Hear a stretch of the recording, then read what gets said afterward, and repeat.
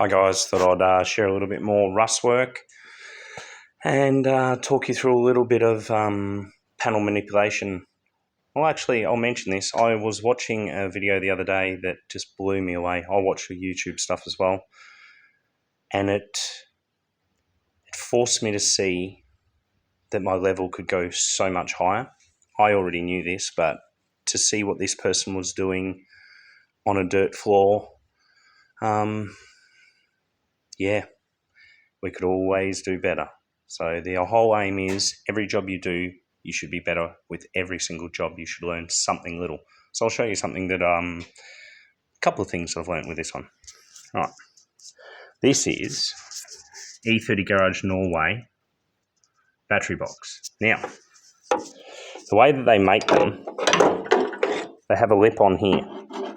It will not clear this, so I've chopped it off. I'm going to add a bit of steel on here.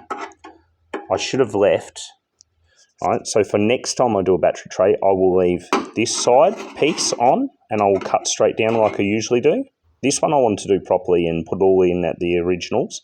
This one I will actually weld down here, so I'll trim to size. This one I had to bend, so it would, you can see, so this one I had to rebend. This one I had to rebend. This one I've got to rebend and push in. I'm using my concrete bolster, which is a great big fat chisel. This is one of the metalworkers' best friends, believe it or not. I'm using that across here to get that to seat really, really nice. Now, I've got to fill this hole, and it'll have a tiny little hole in it for, where are we? I started doing this last night and forgot for these taco wires, which will come out of the loom.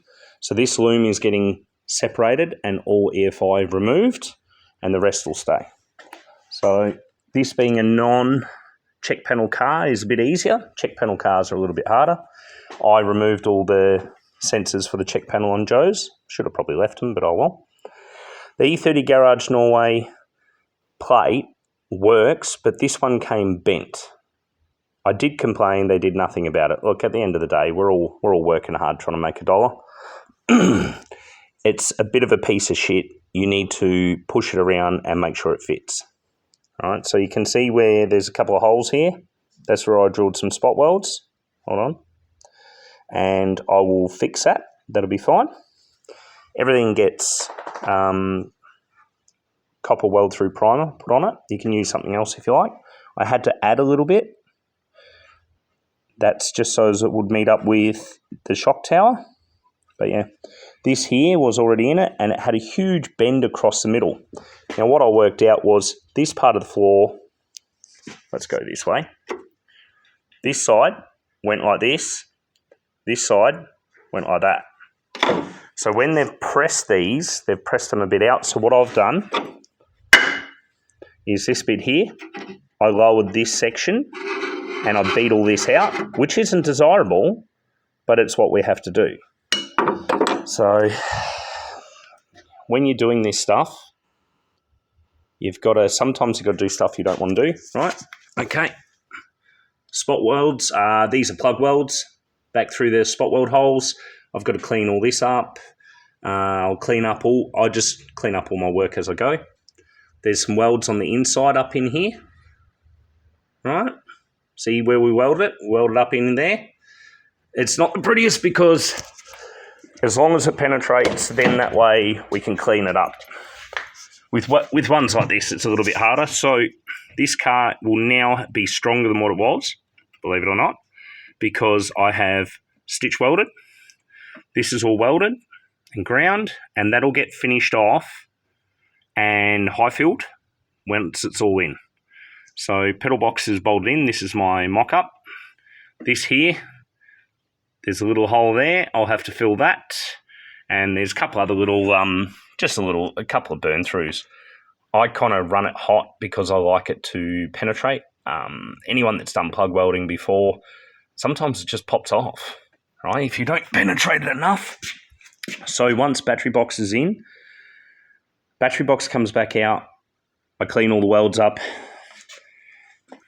in this top corner where I'm not going to get to once it's in. And then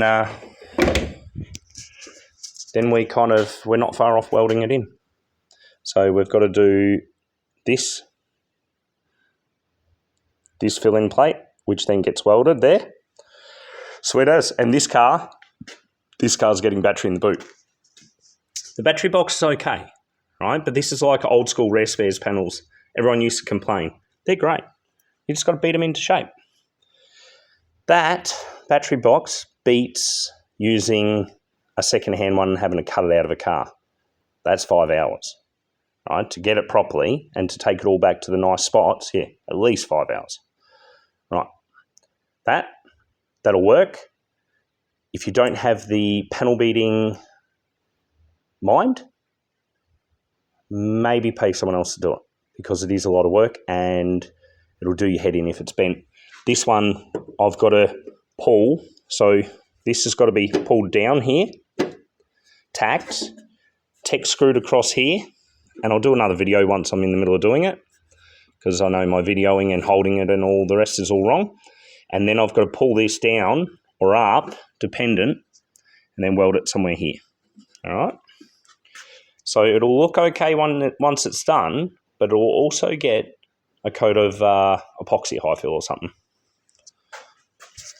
Thanks, guys. As always, just trying to share something. Hopefully you can gain some sort of knowledge from my disjointed ramblings. Hold on. I want to show you something kind of cool that I built this years ago with an older chap, and it's a cool little rig. It's a Morris Minor panel van. It's come in to have a bunch of little things done. So we're going to... I did a bunch of metal work on the body and stuff years ago. We did some hammer finishing on the roof and all sorts. This one will be cool. We've got some cool little things that we've got to do to it because it's slow as an old ass. He paid someone else to build the engine. They did it 3 times. I've been telling him off for years. We'll go into that one. That's a strange story, but a good one as well. Okay, guys. Yeah, have a lovely weekend. If any locals are out and about, we might see you at the Beamer meetup later on. Thanks. Bye.